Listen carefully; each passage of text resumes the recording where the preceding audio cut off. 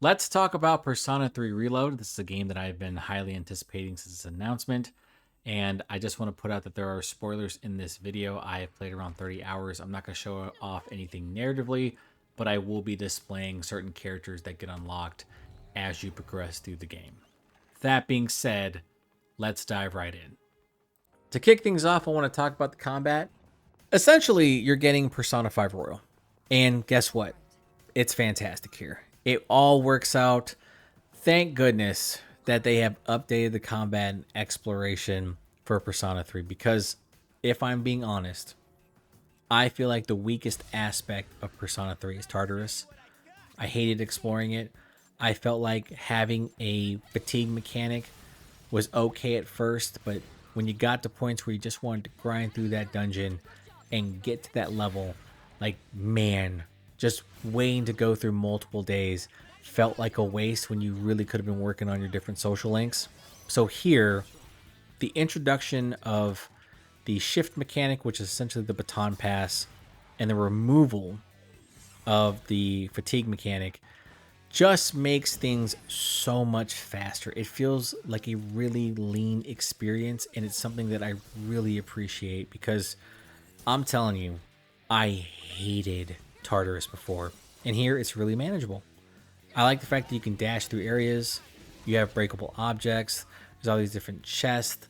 They add all these really different, like, subtle mechanics and additions where I'm like, oh, that's kind of cool. What's that? You know, you have the monad doors, which are not as big of a pain in the ass to explore. You have the monad hallways or corridors you can explore as well, which is great.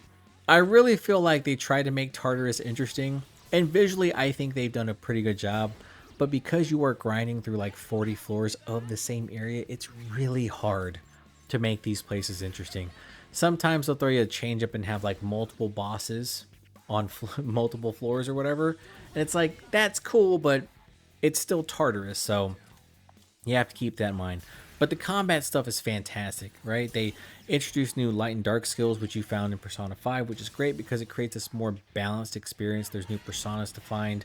They have changed the shuffle mechanic, which is something really interesting. And I don't know if they really need to do it, but it is cool that now you can choose the Arcana card that you want, you know, the different rewards you have. And also you have major Arcanas that are introduced.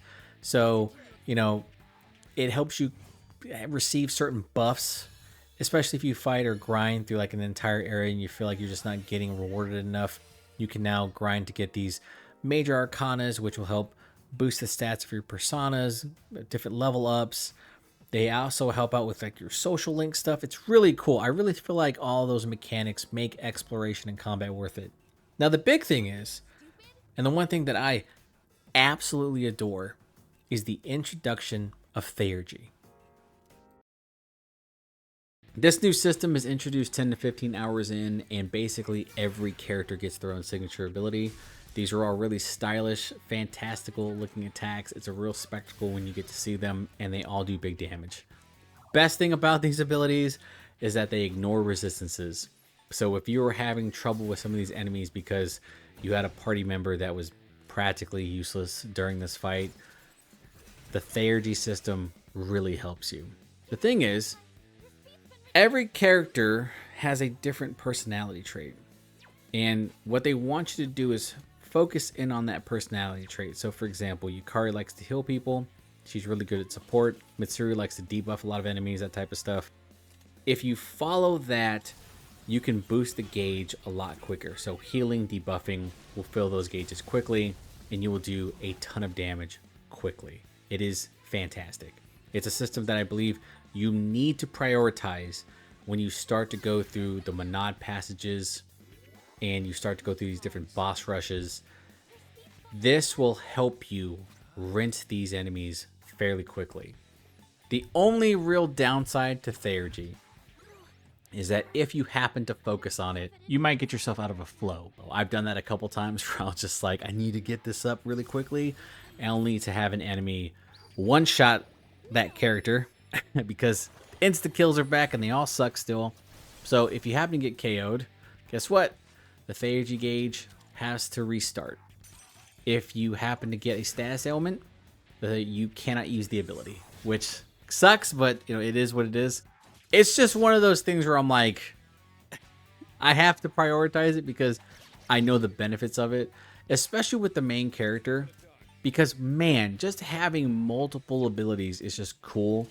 I think that my favorite is probably Junpei's, mainly because he stumbles over himself and then gets this really big swing in.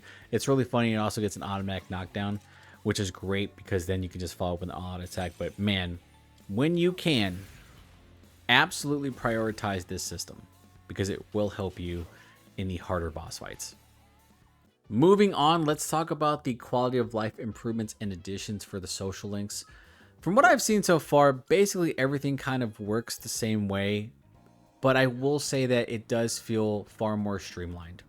For example, Sundays are no longer a full day, they're half days, which are man, I used to hate the fact that in Persona 3, you used to like had to be crucial on your timing with like whatever you chose on Sunday, because if you chose incorrectly, it was just like a full day gone later. Now it's like half a day. Anything you choose in the morning, just half a day gone, and now you can just keep moving on. Something I really enjoyed. I like the fact that most social links I think really can't be broken. I really don't try to be a dick a lot, but I did see that like, you know, you can repair them still at the shrine. But I was wondering if like you could completely break them, but it looks like you can't, which is kind of good. You can, you know, strain them a bit, but you can repair them, which is great too. The other thing is you can kind of fast travel to every character. So if someone happens to message you on your cell phone, you can just go ahead and just find them, right? So I remember in the original game, they used to come at you at lunchtime and be like, hey man, I want to hang out. Let's go do some stuff. Now it's just like you go through a list and you see everything happening or everything, you know, that you can do during that time frame. So just pick and choose and you just fast travel to it, which is fantastic. I've also noticed that certain club activities have been removed, which is kind of weird. I think you can only do track and art and home ec from what I saw. I was wondering if other things have been removed too, but I do remember certain characters were kind of changed and they're only in one area now, which is kind of weird to me, but you know, that is what it is.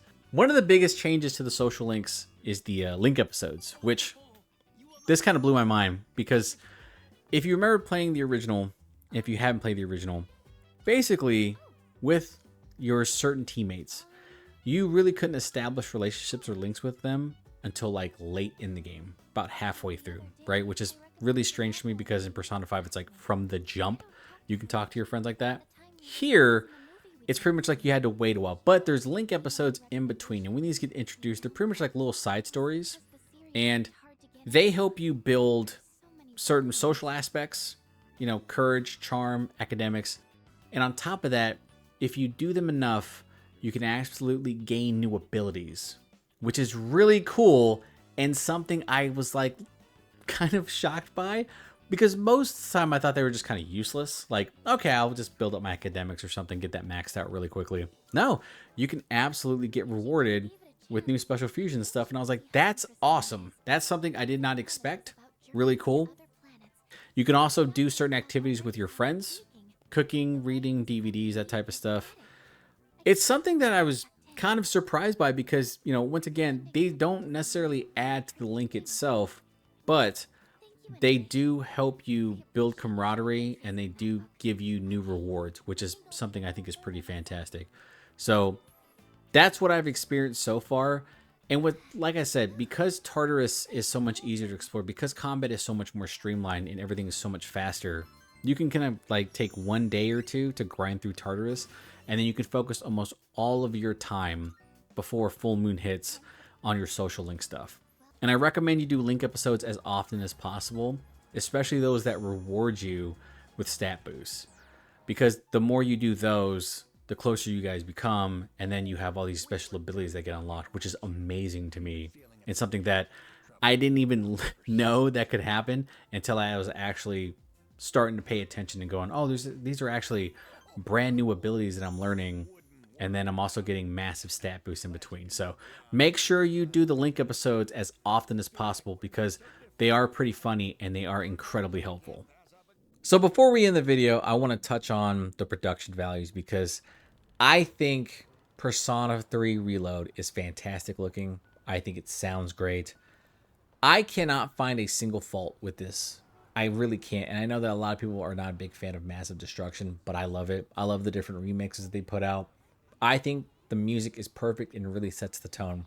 Although sometimes it's really funny when I say this. If you ever watched anime like Jujutsu Kaisen, when Itadori gets killed, right, in the first couple episodes, and they just start vibing to a really happy song, that's essentially kind of what happens here sometimes when you're going off into the next day, which I always find kind of funny because it just always seems out of place. But the music here is fantastic. It really is. And I want to give a special shout out to whomever designed the menu UI.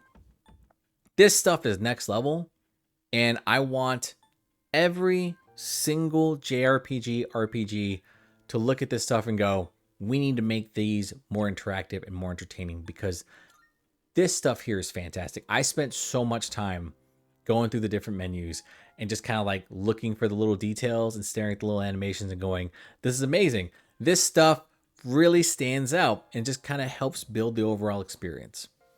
Production value wise, with the visuals, listen, it's great. It's fantastic. I love all the little animations. I love all the new cutscenes. I love the original animations for some of the attacks. These are all fantastic. They're all flashy. They all just really work. They really kind of drag you into the combat, even though a lot of it's, it's basically turn-based and, exploiting weaknesses. But it all looks really cool, especially with all this different flash and stuff. I was like, man, this game is so stylish and so cool. It's just a really fun game to play through, and the production values are top-notch. I cannot find a single fault in them. And even with the changes to the voice cast, they're all great. All of them. I think Junpei's new voice actor is tremendous, and he kills some of the more serious scenes. This is seriously top-notch stuff. Overall, after 30 hours with Persona 3 Reload, two things jump to my mind. One, this is a fantastic remake.